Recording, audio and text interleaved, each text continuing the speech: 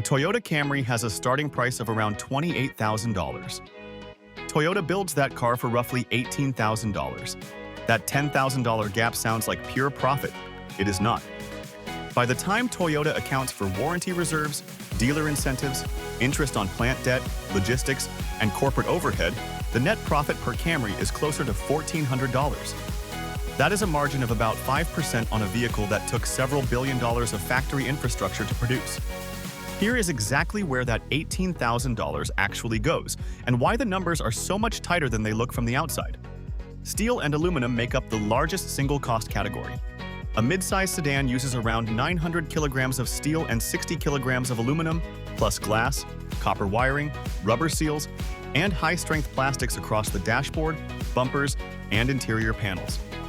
Together, raw materials account for roughly 50 to 55% of total manufacturing cost, between $9,000 and $11,000 per vehicle at current commodity prices. That percentage has been rising steadily as vehicles add more technology. Semiconductors alone now cost an average of $600 per vehicle, up from $45 per vehicle in the year 2000. A modern car contains between 1,000 and 3,000 individual chips depending on the trim level, controlling everything from the engine management system to the seat memory positions. When chip prices spiked in 2021 and supplies collapsed during the pandemic disruptions, manufacturers lost an estimated $210 billion in global revenue because they could not source enough semiconductors to complete vehicles already sitting partially assembled on factory floors. Assembling a vehicle from stamped steel to a finished car takes between 10 and 20 direct labor hours on a modern high-volume line. Toyota consistently achieves closer to 10 hours per vehicle.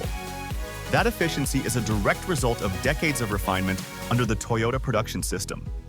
At a United States plant where total labor cost including health benefits and pension contributions averages around $60 per hour, 10 hours of direct assembly labor costs roughly $600. Add in indirect labor, quality inspectors, logistics workers, and supervisors, and total labor cost reaches $1,300 per vehicle at most U.S. plants. German premium brands pay the most. Mercedes-Benz and BMW average $2,200 per vehicle in labor because their plants run more manual operations on complex configurations, and their workers earn more per hour. Chinese manufacturers average $585 per vehicle. That labor cost differential is one of the core reasons Chinese-made electric vehicles can reach a cost floor that European and North American factories structurally cannot match without significant automation investment.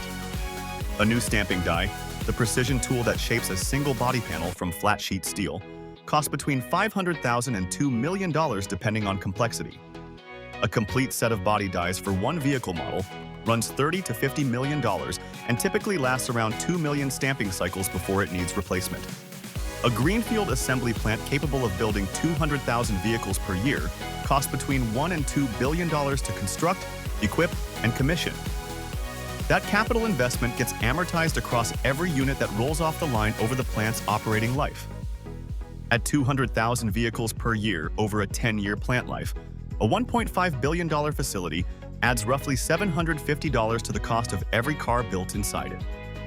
Utilities, maintenance, tooling replacements, material handling equipment, and plant management staff add another $1,500 to $3,000 per vehicle, depending on the utilization rate. A factory running at below 70% of capacity starts losing money quickly because fixed costs do not adjust whether the line builds 80,000 vehicles or its full 200,000. Developing a completely new vehicle platform costs between $1 billion and $6 billion, depending on the level of engineering complexity and how much the manufacturer is starting from scratch. That investment gets spread across the entire commercial life of the platform. If Ford spends $3 billion developing a new truck platform and expects to sell 4 million trucks over 8 model years, each truck carries a $750 research and development charge before any model-specific engineering is added on top. This is why manufacturers share platforms aggressively across multiple vehicles. The Volkswagen MQB architecture underpins more than 40 different models sold globally under the Volkswagen, Audi, Skoda, and Seat brands.